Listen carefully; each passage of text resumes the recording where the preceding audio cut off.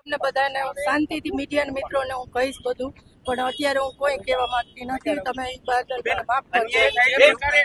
ભાજપમાં અન્યાય છે એ વાત સાચી છે, મહિલાઓ સાથેનો એમાં અત્યારે હું કોઈ કોમેન્ટ નહીં કરી શકું. મોટો આરોપ છે. 100% હું તમારી બધાયની હારે છું. મહિલા મોરચા દ્વારા જે છે એ વ્યક્ત કરી દો, જે હોય લાગણી. બેન મીડિયા તમારી સાથે જ છે. બેન મીડિયા તમારી સાથે જ છે. જે હોય તમે કહો બેન. બેન કોઈનો ડર રાખ્યા વગર કહો બેન, મીડિયા તમારી સાથે છે. બેન લાગણી જે છે અત્યારે હું કોઈ નહીં કહું. બેન તમે ભાવુક થઈ જાય, જે હોય તમે કહો બેન. બેન તમારી આંખોમાં દેખાઈ આવે છે કે જે વસ્તુ છે, જે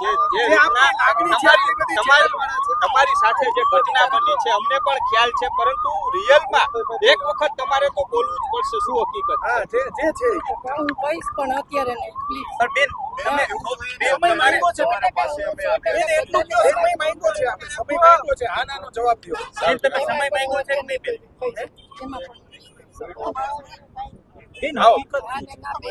બેન તમારી બેન અવગણના છે, તમારી ચેનલ છે, તમારી વ્યક્ત કરે છો બેન. બેન તમારી અવગણના થઈ છે કે શું છે બેન? વારંવાર બેન તમને ભાવ થઈ ગયા તો દેખાય છે બેન તમારી આંખમાં.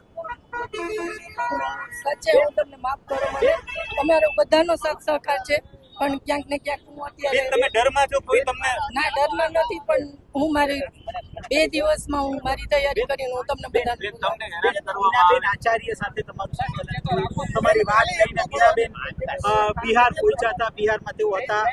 શું ચર્ચા થઈ, શું સંકલનમાં શું વાત થઈ હતી બેન સાથે તમારી? ખાલી આપો એટલું કહી દો. સમય કઈ છે વાત, પણ અત્યારે હું એનું કઈ નહીં કરું. અમિતભાઈનો સમય માંગ્યો બેન. ખાલી આનાનો જવાબ અમિતભાઈનો સમય માંગ્યો બેન. તમે રાષ્ટ્રીય કોઈ નેતા બીનાબેન થ્રુ તમે અમિતભાઈનો સમય માંગ્યો બેન. બેન જે પાર્ટીમાં અન્યાય થઈ રહ્યો છે આને લઈને શું કહેશો? આપની લાગણી આપે વ્યક્ત કરી હતી, આપના ડ્રાઈવરને કાઢી મૂકવામાં આવ્યા, જે પ્રકારે જે પાર્ટીના કાર્યક્રમોમાં જે ડેકોરમ જળવાવું જોઈએ જળવાતું નથી, શું કહેશો આને લઈને? આવું એકવાર નથી થયું, અનેક વખત થયું છે. હા, એ વાત સાચી છે કે મારા ગાડીમાં જે ચાલતા ભાઈઓ એને અન્યાય થયો, એની લડતમાં ક્યાંક હું અટવાઈ ગઈ છું. ને એમાં હું અત્યારે હું જે કરું છું એ મને ખબર નથી કે હું કઈ બાજુ જઈ રહી છું, પણ મને ગરીબ માણસને ન્યાય મળે એમાં મારા પ્રયત્ન છે. એ પ્રયત્ન હું કરી રહી છું. બોલો બેન, તમે તમારી લાગણી વ્યક્ત કરો.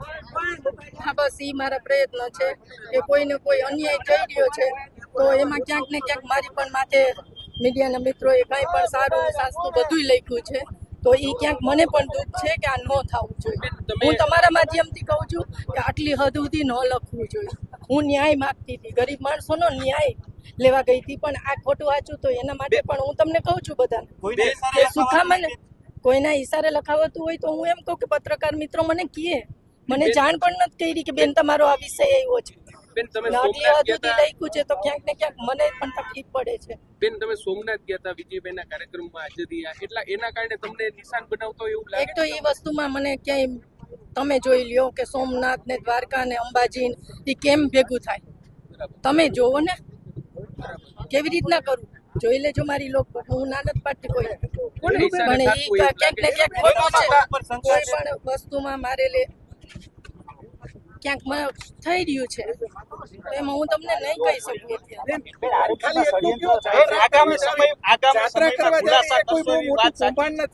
જાત્રા કરવા જાવી એ કોઈ બહુ મોટું કૌભાંડ નથી.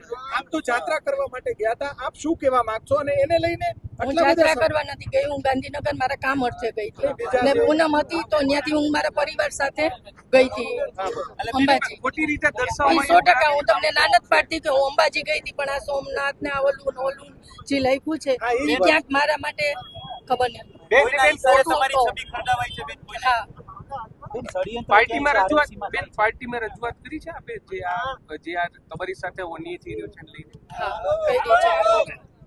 કઈ રીતે બેન આરએમસીમાં ષડયંત્ર થાય છે, શું કહેશો? અત્યારે